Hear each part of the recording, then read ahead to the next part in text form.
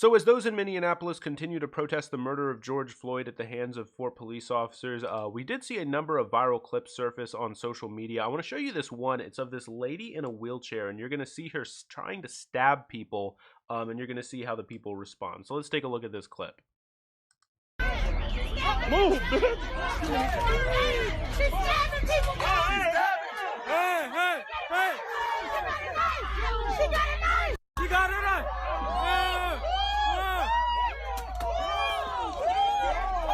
Get out of here! Hey, leave her alone! She got a knife!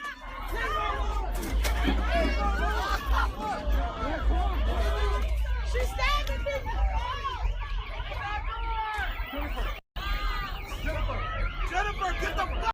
So if you don't know the context of this clip, this happened yesterday in Minneapolis outside of a Target when a number of people broke into the Target. A number of the protesters broke into the Target and started breaking things, in anger. And, she came up and decided that she needed to defend Target and start stabbing people who were leaving Target. But, this clip is actually even more crazy than it may seem at first glance, which is that, first of all, this lady is apparently she's 30. And also, secondly, apparently she can walk just fine. There was later clips of her emerged which show her walking just fine. She just decided to use that so that she could get around and defend Target better, I guess. And also I want to replay this part from the beginning here, because if you watch closely you'll notice there at the beginning she just lets a white woman walk by just fine, doesn't do anything, and then as soon as a black lady walks in, she lunges in to stab her, right, and tries to stab her. And so she used the wheelchair then to sort of bypass people to make, I don't know exactly what, but so then people I guess don't notice her or something, and then tries to attack black people. It really just goes to show the deeply racist and racial undertones of a lot of these people who are property defenders, because there's actually some people who are turning her into a hero online. I saw some people saying that oh, she's such a hero, she's trying to defend property, she just was too weak and couldn't quite do it. I mean, just ridiculous stuff. Super surface level analysis, and it's a Target.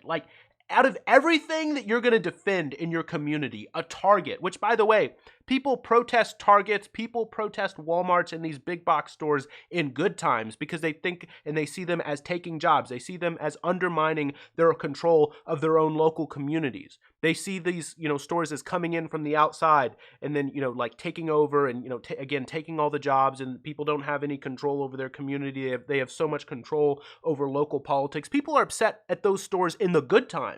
So in the bad times, yeah, of course, those are the first places that get broken into. And she thinks she has to defend Target? Man, I don't have time for that. Now, there was some pretty funny memeing of her that happened online. I want to show you this because this is pretty hilarious here. Make this here with all the ice on in the booth. At the gate outside when they pull up, they get. Yeah, I mean, she's just skating in. She has to defend Target. Target's the first. Oh my gosh, Target's in trouble. Let me get there. Let me hop on my wheelchair that isn't even my wheelchair, even though I can walk just fine, and I'm going to defend Target. And then trying to stab people, right? And by the way, nobody in that Target got hurt except for the people she was trying to stab. And I guess her, who got sprayed with a fire extinguisher. She's the one who's causing real damage. And it just goes to show you how there's a lot of white moderates out there right now who are super mad at the rioters, and what they're calling rioters and what they're calling looters, saying that, oh, those are the bad people. But then they weren't actually mad when George Floyd got murdered. It just goes to show it's a real mask-off moment, and it goes to show that there are a lot of people out there who care more about property than they care about people. They care about order, where order is defined as the exact way that the system currently exists, not thinking that maybe the current system, the way in which property exists in this country, actually oppresses and actually hurts people in this country every single day, and that's clearly the case, right? Police officers right now are being allocated in Minneapolis to defend the most valuable properties, which, by the way, to be clear, is just a real mask-off moment because it goes to show what they were doing all along, what police officers have been doing all along, right?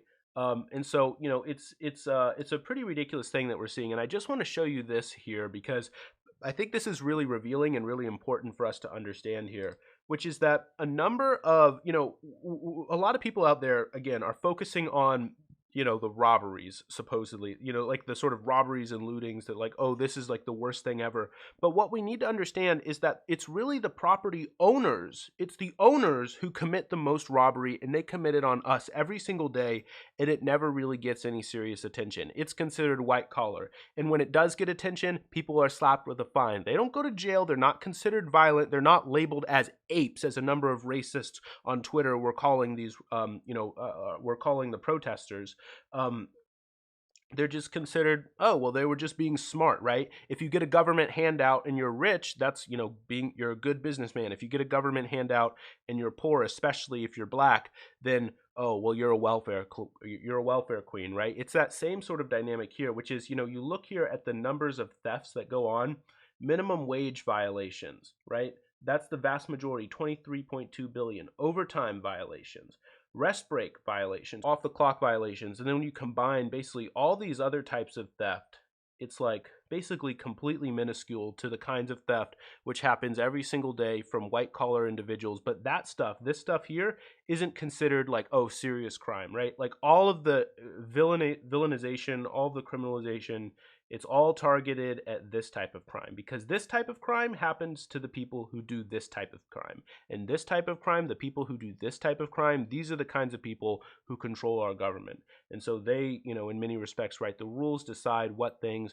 are real violence. And it's pretty disgusting. It's pretty disgusting. But I also want to focus on a little bit when it comes to these protests here, when it comes to the sort of spontaneous order that we've also seen emerge out of these protests. And I'm going to come to a few examples here, which is that yesterday, as we saw a number of buildings burn, we also saw the local DSA organize basically firefighter groups and also just local citizens coming together to make sure that only the specified buildings, which, like people didn't really care about, basically were the ones that burned. So, people got together spontaneously, to protect homes and local businesses from the fires, and make sure again that only the kinds of businesses that they felt like in some sense maybe deserved or they didn't care about, or the kinds of businesses that don't have any kind of local roots to the community, those are the only businesses that were going to be burned. Although there, I think there were some some exceptions, because it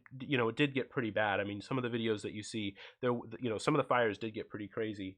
But you can just see there the kind of spontaneous order that occurs, where it's much more than just like, you look at some of the videos and you think that it's total anarchy. There's no method to the madness. But really, when you sort of start diving into it and really looking at what's going on, there was actually a lot more sort of, you might say, order to the protest than some people try to paint it as, right? It's not like this was completely indiscriminate, right? Because if you just see the video and you just see, people throwing rocks at the Precinct 3, you might think, oh, well, they're just throwing rocks in a building, not realizing that the Precinct 3 police station was the same precinct that those police officers who murdered George Floyd were from. And so the protesters went in, destroyed, and then occupied the 3rd precinct, the building where, again, the police officers who murdered George Floyd came from, right? So it's not just indiscriminate in a way that, if you just sort of watch clips online, you might be led to think.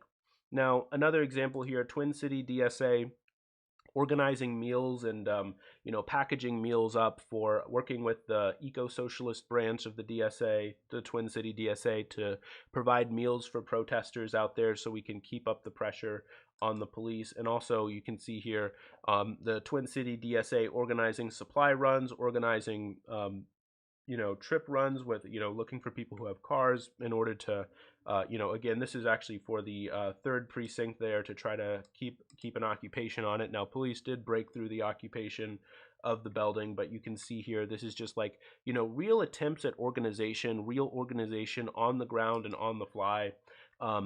And I think that that's always like really important to keep sight of when we talk about these protests, because a lot of people look at those videos and they just think, oh, it's just chaos, we have to stop this immediately, not realizing that there's actually a lot more order behind these than people might see at first glance. So anyway, I just wanted to update you guys on the state of the protest and some of the stuff that's going on. That crazy lady who's out there trying to stab people, defend a Target, what's she doing, man? Why is she rolling up trying to defend Target? Like, who cares, man?